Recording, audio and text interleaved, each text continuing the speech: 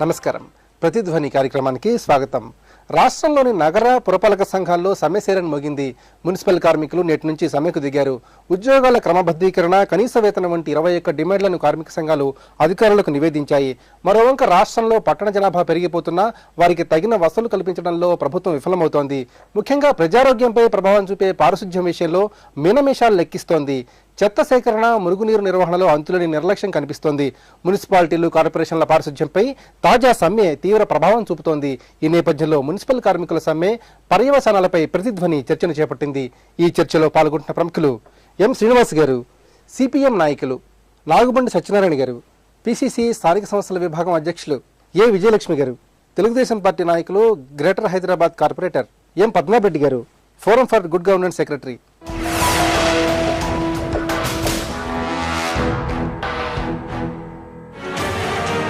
రాష్ట్రంలో అసలే అంతంత మాత్రంగా ఉన్న పట్టణ నగర పారిశుధ్యం నేటి నుంచి మరింత అధ్వానంగా మారింది. కార్మికులు సమ్మకు దిగడంతో 162 మున్సిపాలిటీలు, 18 కార్పొరేషన్లలో పారిశుధ్యం అస్తవ్యస్తమైంది. 7 కార్మిక సంఘాల మద్దతుతో మొత్తం 21 కోరికలతో ఈ సమ్మె మొదలైంది. మున్సిపల్ కార్మికులకు 12,500 కనీస వేతనం ఇవ్వాలన్నది ప్రధాన డిమాండ్. కాంట్రాక్టు, అవుట్సోర్సింగ్, ఎన్ఎంఆర్ ఉద్యోగ కార్మికులందరినీ శాశ్వత సిబ్బందిగా మార్చాలన్న కోరిక సైతం ఉంది. అసలు రాష్ట్రంలోని 184 మున్సిపాలిటీలలో ప్రతిరోజు ఉత్పత్తి అయ్యే చెత్త 15,500 టన్నులు. దీనికి తోడు బయోమెడికల్ వ్యర్థాలు 15 టన్నులు కాగా, పరిశ్రమల నుంచి వచ్చే ప్రమాదకర వ్యర్థాలు 2,000 టన్నులకు పైమాటే. ఒక్క రాజధాని హైదరాబాద్లోనే రోజు 5,000 టన్నుల ఘన వ్యర్థాలు ఉత్పత్తి అవుతున్నాయి.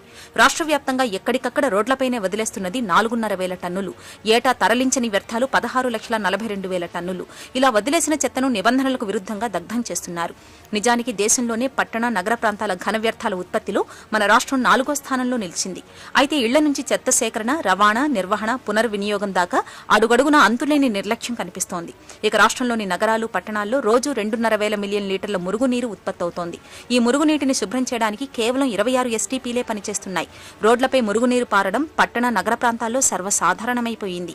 ఈ పరిస్థితుల్లో రాష్ట్రంలో పారిశుద్ధ్య ప్రణాళికలు అమలు చేసేందుకు వెంటనే 3,182 కోట్లు అవసరమని ప్రపంచ బ్యాంక్ అంచనాలు మాత్రమే రూపొందించింది. బహిరంగ ప్రదేశాల్లో విసర్జన నిషేధించి మరుగుదొడ్ల సౌకర్యాలు కల్పించేందుకు మరో 1,240 కోట్లు కావాలని కూడా తేల్చింది.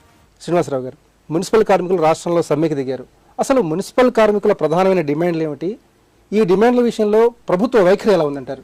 ఈ రోజు నుంచి రాష్ట్రంలో ఉన్న అన్ని మున్సిపాలిటీలు, కార్పొరేషన్లు ఉన్నటువంటి 1,00,000 మంది పైగా కాంట్రాక్ట్ కార్మికులు సమ్మెలోకి ఈ రోజు ఉదయం నుంచి ప్రారంభించారు. ప్రధానంగా కాంట్రాక్ట్ కార్మికులు, ప్రత్యేకంగా పారిశుద్ధ్య రంగంలో పనిచేస్తున్న కార్మికులు, వీరందరి యొక్క ముఖ్యమైన డిమాండ్ ఈరోజు పెరుగుతున్న ధరలకు అనుగుణంగా మా జీతాలు లేవు, మా జీతభత్యాలు ఈరోజు ఏమాత్రం బతకగలిగే పరిస్థితి లేదు, కాబట్టి కనీస వేతనాన్ని 12,500 ఇవ్వమని చెప్పే ఒక ప్రధానమైన డిమాండ్తో ఈరోజు ఈ సమ్మెను ప్రారంభించారు. కనీస వేతనం పెంచడంతో పాటు వాళ్ళ కనీస చట్టబద్ధమైనటువంటి హక్కులుగా ఉన్నటువంటి పిఎఫ్ కానీ, ఈఎస్ఐ, ఈ సౌకర్యాలు కూడా ఈరోజు రాష్ట్రంలో చాలా ప్రాంతాల్లో అమలు జరగట్లేదు. అంటే పిఎఫ్ని జీతం నుంచి కట్ చేస్తున్నా కానీ వాటిని పిఎఫ్ అకౌంట్లో జమ చేయకపోవడం, ఈఎస్ఐ అమౌంట్ను జమ చేయకపోవడం, ఇటువంటి సమస్యలు ఈరోజు ఉన్నాయి. మూడోది ఏంటంటే వీళ్ళకి వీక్లీ ఆఫ్స్ కూడా, కనీసం సండే రోజు సెలవు కానీ అటువంటి సెలవును కూడా ఈరోజు అమలు జరగట్లేదు. ఇటువంటి ఒక ప్రధానమైన డిమాండ్లతో ఈరోజు ఈ సమ్మెలోకి దిగారు. దాంతోపాటు ఏంటంటే ఈ కాంట్రాక్ట్ కార్మికులు, పారిశుద్ధ్య రంగం పనిచేసే వాళ్ళకి కనీసమైన సౌకర్యాలు లేవు. ఈరోజు పర్మనెంట్ ఉద్యోగులకు కానీ కాంట్రాక్ట్ ఉద్యోగులకు ఉన్నటువంటిది యూనిఫామ్ ఇవ్వాలండి, సంవత్సరానికి 2 జతల బట్టలు ఇవ్వాలి, అట్లాగే గ్లౌజులు ఇవ్వాలి, మాస్క్ ఇవ్వాలి, తట్ట కానీ, పార కానీ, ఇలాంటి అనేకమైన సౌకర్యాలు కల్పించాలి, రక్షణ పరికరాలు, ఇటువంటి పరికరాలు ఎక్కడ ఈరోజు అందిస్తున్నటువంటి పరిస్థితి లేదు.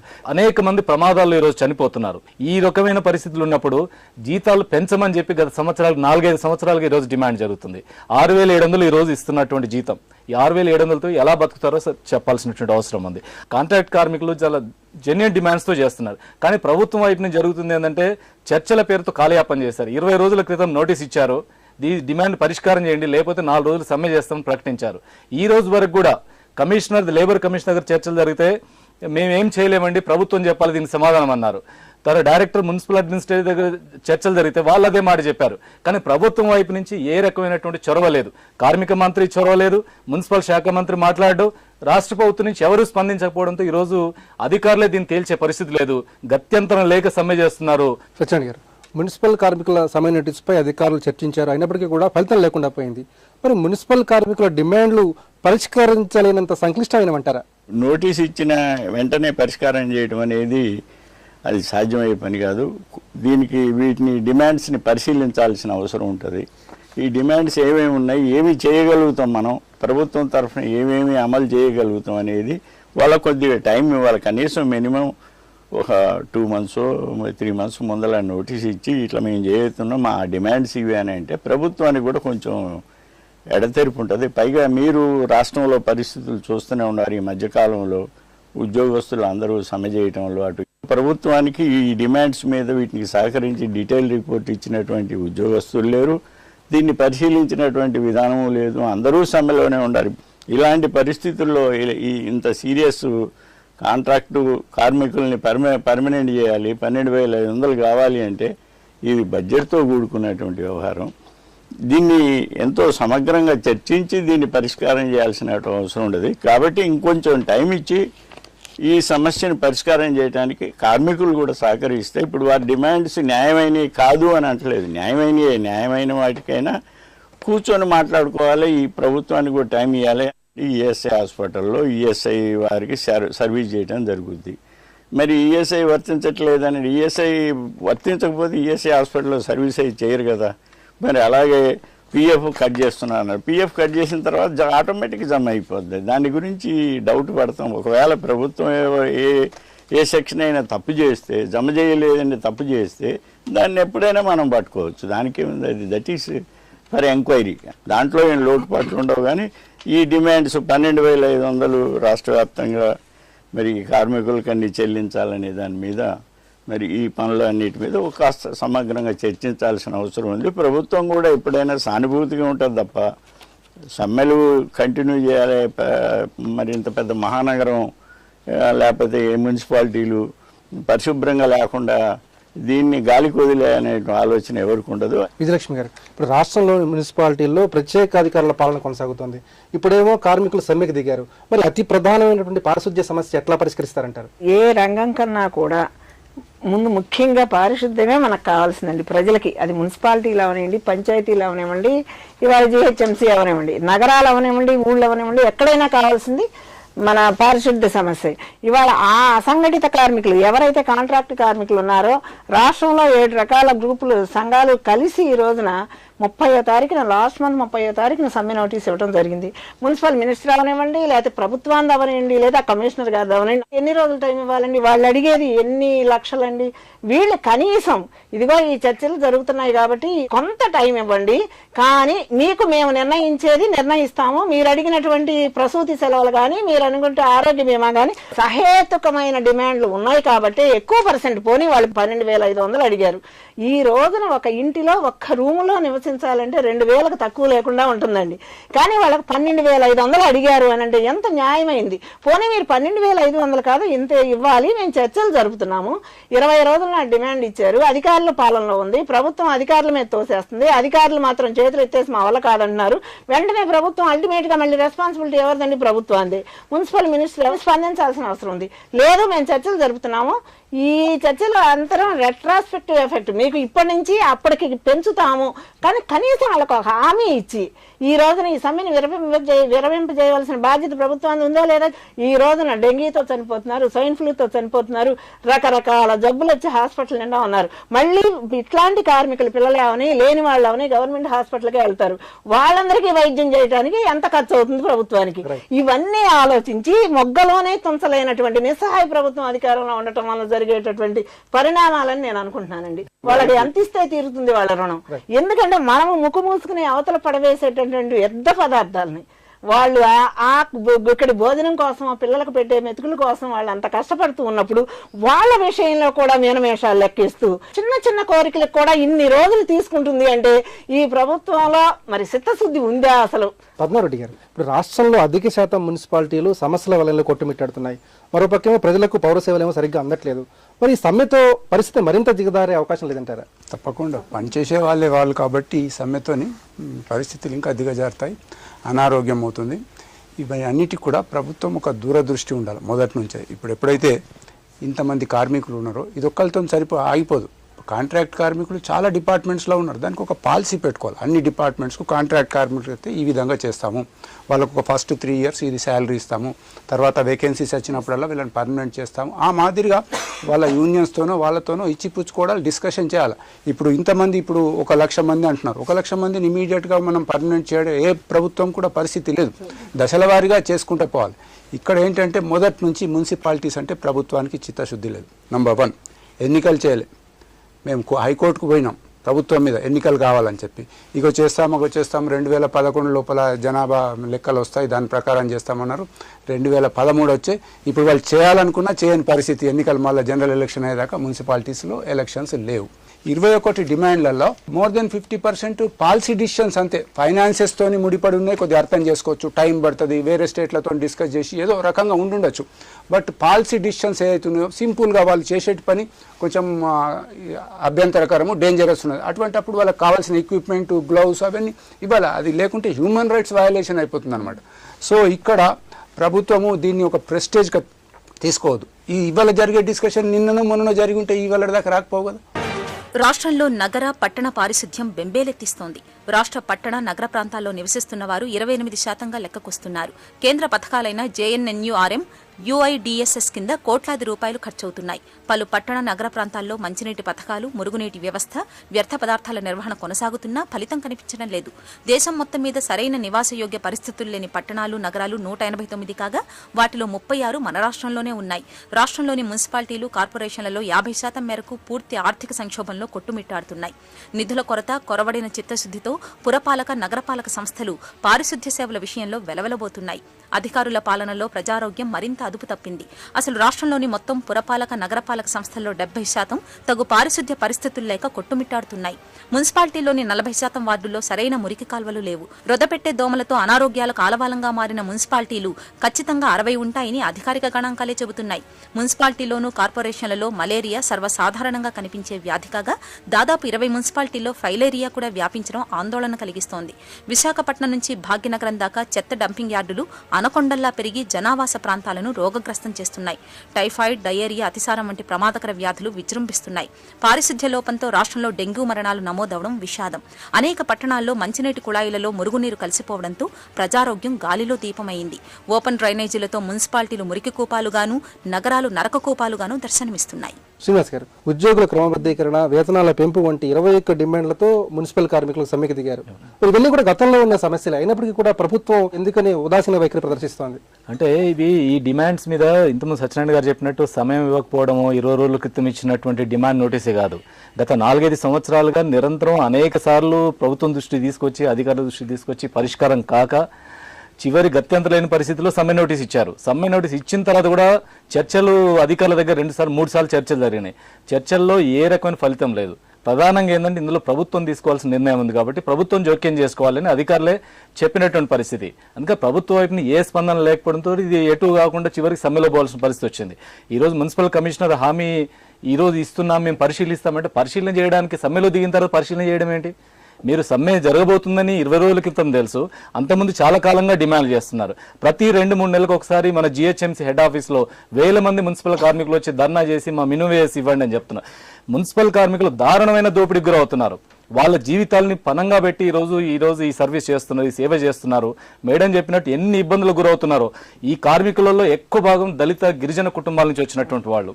అత్యంత దుర్గంధంతో ఈరోజు ఈ రకమైన చేస్తున్న వాళ్ళకి ప్రభుత్వం వైపు నుంచి మనం ఎంత జీతం ఇస్తున్నాం, వాళ్ళ బతుకు సరిపోతుందా, జీతం సరిపోతుందా, వాళ్ళు అడిగే ఒక న్యాయమైన డిమాండ్ పరిష్కారం చేయడానికి జోక్యం చేసుకోవడానికి ఏమిటి ఇబ్బంది? కార్మిక మంత్రి ఎందుకు చర్చలు జరపడు? మున్సిపల్ శాఖ మంత్రి ఎందుకు చర్చలు జరపడు? 1,00,000 మంది కార్మికులు సమ్మెలో ఉంటే మనం మాట్లాడదాం, పరిష్కారం చేద్దాం, మనం గట్టిగా హామీ ఇద్దాం. ఈ సమ్మె అనేది కార్మికులు తమ బతుకుల్ని మెరుగుపరచుకోవడం కోసం వాళ్ళు చేస్తున్నటువంటిది. ఈ సమస్యను కూడా ఈరోజు పట్టించుకొని పరిష్కారం చేయాలి. ప్రభుత్వం వైపు నుంచి కనీసం వీటి గురించి ఆలోచించేవాళ్ళు లేరు, కనీసం స్పందించే వాళ్ళు లేరు. ఇది ఏం జరుగుతుందో తెలుసుకుందామనే ప్రయత్నం లేదు.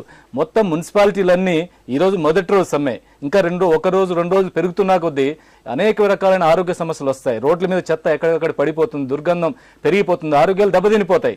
వాస్తవంగా మున్సిపల్ కార్మికులు వీళ్ళు మన ఆరోగ్యాన్ని రక్షించేటువంటి సైనికులు లాంటి వాళ్ళకి సహాయం చేయాల్సిన బాధ్యత, వాళ్ళకి కాపాడాల్సిన బాధ్యత కూడా మందే. అటువంటి వాళ్ళ కోసం ప్రభుత్వం ఇప్పటికైనా కదలాలి, స్పందించాలి. సత్యనారాయణ గారు, ఈ స్థానిక సంస్థలకు నిధులు విధులు అట్లాగే అధికారాలు అప్పగించడంలో రాష్ట్ర ప్రభుత్వం ఎప్పటికీ కూడా మీనమేషాలు లెక్కిస్తోంది. మరి ఇలా అయితే పట్టణాల్లో సమస్యలు తొలగేది ఎలా అంటారు?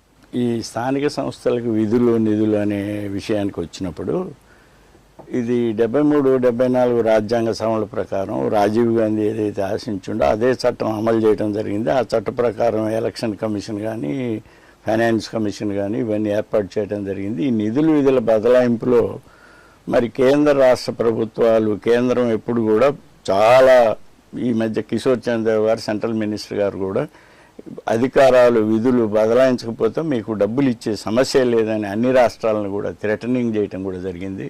మరి కొన్ని రాష్ట్రాలు మొండికేసి కొన్ని అమలు చేయట్లేదు. కొన్ని రాష్ట్రాలు వాళ్ళు నిదానంగా ఒక్కొక్కటి అధికారాలు, ఇవాళ కర్ణాటక ఉంది, వాళ్ళు చాలా వరకు అధికారాలు ఇచ్చారు, కేరళలో ఇచ్చారు. అలాగే ఇప్పుడు ఆంధ్రప్రదేశ్లో కూడా మార్పులు వస్తున్నాయి. మున్సిపల్ కార్మికులు సమ్మెకు దిగిన నేపథ్యంలో ఇప్పుడు ప్రభుత్వం వారి డిమాండ్లు పరిష్కరించే విషయంలో సత్వరం చొరవ చూపే అవకాశం ఉందా? ఖచ్చితంగా చొరవ చూపుతారు. ఇది పరిష్కారం చేసే దిశగా నడుస్తున్నది. ఇప్పుడు ప్రస్తుతం కృష్ణబాబు గారు, కమిషనర్ గారు మాట్లాడుతామన్నారు. వారు అన్ని మున్సిపాలిటీలు ఏ రకమైన పే స్కేల్స్ ఉన్నాయి, ఏ రకమైనటువంటి పిఎఫ్ సిస్టమ్ కానీ పర్మనెంట్గా చేయడానికి విధానాలు ఏ రకంగా ఉన్నాయి కానీ అవన్నీ కూడా పరిశీలన చేసి మీకు న్యాయం చేయడం జరుగుతుంది. రాష్ట్ర ప్రభుత్వం కమిషనర్ కానీ కార్మిక శాఖ కమిషనర్ కానీ అంజయ్ భవన్ నుంచి ప్రతిపాదనలు పంపడం జరుగుద్ది. ప్రభుత్వం వారు కూడా మాట్లాడతారు. విజయలక్ష్మి గారు, మున్సిపాలిటీలో అనేక రకాల సమస్యలు ఉంటాయి. మరి ఆ సమస్యల పరిష్కారం కోసం ప్రభుత్వం ఏటా బడ్జెట్లో వేలాది కోట్ల రూపాయల నిధులు ఖర్చు చేస్తోంది. మరి ఆ నిధులను ఎక్కడికి పోతున్నట్టు? జీహెచ్ఎంసీకే 190 కోట్లు దాదాపు నిధులు వస్తూ ఉన్నాయండి. అందులో మనకి 900 యూనిట్లు, ఒక్కొక్క యూనిట్కి 18 మంది ఉండాలి అన్నారు. అంటే వాళ్ళందరూ కలిసి పనిచేస్తున్నారా? అసలు ఈ ప్రభుత్వం ఏమైనా పర్యవేక్షణ ఉందా? ఎన్ని యూనిట్లు ఉన్నాయి, ఎంతమంది పనిచేస్తున్నారు? ఇక్కడ డబ్బు లేదా, డబ్బు శాంక్షన్ చేయట్లేదా అనే సమస్య కాదు, అది సవ్యంగా ఖర్చు పెడుతున్నారా, దాంట్లో అవినీతి కుంభకోణాలు ఎన్ని జరుగుతున్నాయి అనేది పర్యవేక్షించాల్సిన అవసరం ఉంది. ఎక్కడ చూసిన అవినీతి బంధుప్రీతి రాజ్యం వెళ్తున్న ఈ రోజుల్లో కాంట్రాక్ట్ కార్మికులకే కానీ పర్మనెంట్ కార్మికులకే కానీ చెందేది ఎంత చెందుతుందని చెప్పాలి. ఈ రోజున ఒక్కొక్కరికి 7,900 జీతం అక్షరాలా వస్తున్న మాట నిజం. అందరూ చెప్పుకునేది, ఇందులో ప్రజాప్రతినిధుల పాత్ర కూడా ఉంటుందని కాదని అనను. అంటే చిన్న స్థాయి నుంచి ఆఖరికి ఆ మురుగు చెత్త ఎత్తేటటువంటి కార్మికుల జీతాల్లో కూడా కొంత ఆశిస్తున్నటువంటి ఈ మానవత్వం లేని మనుషుల్ని మనం చెప్పుకోవాల్సిన అవసరం ఉందండి. పైన ఎవరైతే పాలకులు బాధ్యత రహితంగా వదిలేస్తారో, వాళ్ళే ఎప్పుడైతే అవినీతికి పాల్పడతారో తప్పకుండా కింద స్థాయి వాళ్ళు కూడా పాడతారు అనేది మనకు అర్థమవుతుంది. అందరూ కలిసి పారిశుద్ధ కార్మికుల తినే తిండిని కూడా లాక్కోవడం అనేది ఈ రాష్ట్రం యొక్క దౌర్భాగ్యం అని నేను అంటాను. ఇక్కడ ఒక ఎమ్మెల్యే గారు వచ్చేస్తారు. ఆ ఎమ్మెల్యే గారు అక్కడ ఉన్న ఏరియాలో స్థానిక సమస్యల్లో ఉన్నటువంటి ఆ కార్పొరేటర్ గారు ఏమైనా చేసేస్తున్నారేమో, రేపు వాళ్ళకి పేరేస్తే ప్రమోట్ అవుతారేమో, రేపు ఎమ్మెల్యేగా నాకు పోటీ అవుతారేమో, మంచి పనులు చేస్తారని గండి కొట్టే ప్రయత్నాలు మాత్రం విపరీతంగా జరుగుతున్నాయి. పద్మావతి గారు, అసలు మున్సిపాలిటీ నిర్వహణ బాధ్యత విషయంలో ప్రభుత్వం ఎందుకు నిర్లక్ష్యం ప్రదర్శిస్తుంటారు? ఇప్పుడు మన రాష్ట్రంలో జరుగుతున్నది ఎమ్మెల్యేల పాలన, ఇంకేమి కాదు. ఒక గ్రామంలో ఒక బోర్ ఇనాగ్రేషన్ చేయాలన్నా, ఒక మరుగుదొడ్డి ఇనాగ్రేషన్ చేయాలన్నా ఎమ్మెల్యే రావాలి. కొన్ని కేసులలో రోడ్ వేసిన తర్వాత రిబ్బన్ కట్ చేయడానికి ఎమ్మెల్యే గారు రాలేదు, రోడ్ వాడతలేరు ఎవరు. మంచినీటి ప్రాజెక్టులు కూడా ఈ మాదిరిగా జరుగుతున్నప్పుడు ప్రభుత్వం ఏం చేయాలంటే సర్పంచ్ల అధికారాలు, మున్సిపల్ అధికారాలు వాళ్ళకే పెట్టాలి. ఇప్పుడు జిహెచ్ఎంసీ లోపల వాళ్ళ మేయర్ ఎన్నిక కావాలని ఎమ్మెల్యేలను ఎమ్మెల్సీలు ఆందోళన తెచ్చి దాంట్లో నింపారు. ఎమ్మెల్యేలకు ఏం పని? ఎమ్మెల్యేలు అసెంబ్లీలో కూర్చోవాలా, చట్టాలు చేయాలి. అంతేగాని గ్రామాలకు పోయి మేము బోర్ ఇనాగ్రేట్ చేస్తామంటే మరి సర్పంచ్ ఏం చేయాలి? అట్లాగే మున్సిపాలిటీ లోపల ఎక్కడైనా చూడండి, ఈ మూల నుంచి ఆ మూల తిరిగితే అక్కడ ఒక బోర్డు ఉంటుంది. ఎమ్మెల్యే గారు కింద కార్పొరేటర్ గారు, ఇంజనీర్ గారు, ఒక 20 మంది పేర్లు ఉంటాయి. 100 గజాల రోడ్ కూడా ఉండదు. ఈ మాదిరిగా చూస్తూ ఉంటే ఎమ్మెల్యేలు వాళ్లకు అలాట్ చేసిన మున్సిపాలిటీలో మెరుగైన పౌర సేవలు అందించాలంటే ప్రభుత్వం తక్షణం ఎలాంటి కార్యాచరణ ప్రణాళిక అవలంబించాలి? ప్రభుత్వంలో ఏం చేసినారంటే ఒక చట్టం 2008లో తెచ్చినారు, Act 7 అని. దాని ప్రకారంగా మున్సిపాలిటీ ఏ విధంగా చేయాలని చక్కగా నిర్దేశించినారు. అలాగే ఒకటి GO 25 అని ఉంది. దాంట్లోపల ప్రతి మున్సిపాలిటీ లోపల ఒక వార్డు ఉంటుంది, వార్డు కార్పొరేటర్ ఉంటారు. ఈ కార్పొరేటర్లు కూడా వార్డు సభలు చేస్తలేరు. ఇక వార్డు సభ నిర్వహిస్తే అక్కడ 20 మంది దాకా ఉంటారు. వాళ్ళు అడుగుతారు, మాకు ఈ రోడ్డు బాగాలేదు, ఈ మంచి నీళ్ళు బాగాలేవు, ఈ మురికి, ఇది ఎక్కడ ఏం జరగటం లేదు. కొందరు మంచి వాళ్ళు ఉండొచ్చు, మెజారిటీ ఆఫ్ దెమ్ ఆ వచ్చిన డబ్బును పంచక తినడం తప్ప ఏం చేయడం లేదు. ఇండియన్ రోడ్ కాంగ్రెస్ యొక్క పద్ధతి ప్రకారంగా వాళ్ళ స్పెసిఫికేషన్ ప్రకారంగా ఒకసారి టార్ రోడ్ వేస్తే 7 సంవత్సరాలు నిలవాలా, సిమెంట్ రోడ్ వేస్తే 14 సంవత్సరాలు ఉండాలి. 7 సంవత్సరాలు కాదు 7 నెలలు కూడా ఆగలేదు. మొన్న వర్షాలకు మళ్ళీ అంత నానా ఇక్కట్లు పడుతున్నారు ప్రజలు. పౌర సేవల విషయంలో మరింత పారదర్శకత, జవాబుదారీతనం, మెరుగుదల కనిపించాలంటే ప్రభుత్వం ఎలాంటి చర్యలు చేపట్టాలి? ప్రభుత్వం ఏంటంటే చట్టం చెప్పిన ప్రకారంగా వాళ్ళకు అధికారాలు ఇవ్వాలి. ఏదైతే 73, 74 అమెండ్మెంట్ వారు చెప్పినారో ఇప్పుడు అది కాగితం మీద చూడడానికి చక్కగా ఉన్నది, కానీ అమలు కావడం లేదు. ఎప్పుడైతే వాళ్ళకి అధికారాలు వాళ్ళకి ఇచ్చి ఎమ్మెల్యేలు తప్పుకున్నట్టయితే అది సరిగ్గా జరుగుతుంది. కాకపోతే స్టార్టింగ్లో కొంచెం అంత తప్పులు జరగవచ్చు. ఇప్పుడు ఎమ్మెల్యేలు తప్పులు చేస్తలేరు, అవినీతి జరగడం లేదా, గ్రామాల్లో కూడా కొద్దిగా అవినీతి జరగచ్చు, బట్ దాన్ని పట్టుకుంటారు ప్రజలు. మున్సిపాలిటీకి సంబంధించిన ఫండ్స్ మున్సిపాలిటీకి వెళ్ళాలా, వాళ్ళని ఎంపవర్ చేయాలా, ముఖ్యంగా మహిళలను ఎడ్యుకేట్ చేయాలా. ఇగో ఈ వార్డ్ ఏరియా లోపల మీ హక్కులు ఇవ్వనాయని చెప్పి. ఇంకోటి కేంద్ర ప్రభుత్వం ఏం చేసిందంటే ఒక 3 years బ్యాక్ ప్రతి రాష్ట్రానికి రాసింది, అయ్యా మీరు మీ యొక్క మున్సిపల్ బడ్జెట్లో 1/3 కాలనీస్ డెవలప్మెంట్ కోసం పెట్టండి, ఇలా కలపద్దు, దాన్ని వేరే పెట్టండి, చట్టాన్ని అమెండ్ చేయండి. ఇప్పుడు తమిళనాడు చేసింది చక్కగా మున్సిపల్ బడ్జెట్ అక్కడ సుమారుగా ఒక 10,000 కోట్లు అనుకుంటే 3,300 కోట్లు సెపరేట్గా స్లమ్ డెవలప్మెంట్ దీంట్లో కల్పరాలు. అది ఆ విధంగా చేసినట్టయితే పేద బస్తీలలో బాగుంటుంది, పారిశుభ్రం ఇవన్నీ కూడా డెవలప్ అవుతాయి. సత్యనారాయణ గారు, ఇప్పుడు ప్రజారోగ్యంపై ముడిపడినటువంటి కార్మికుల సమ్మె విషయంలో ప్రభుత్వం ఎట్లాంటి చొరవ చూపిస్తోంది? అన్ని పార్టీలు కానీ కూర్చొని ఈ సమస్యను పరిష్కారం చేయాలి తప్ప ఒక జడ్యూఆర్ఎం కింద ఎన్ని వేల కోట్లు అంటే కేంద్ర ప్రభుత్వం నుంచి ఇచ్చేది మున్సిపాలిటీలు, కేవలం మున్సిపాలిటీలకే నిధులు ఇస్తున్నారండి. అవి 4,000 కోట్లు ఆల్రెడీ ప్రభుత్వం, కేంద్ర ప్రభుత్వం ఇవ్వడం జరిగింది. ఇది పరిష్కారానికి అందరం తోడ్పడి కార్మికులు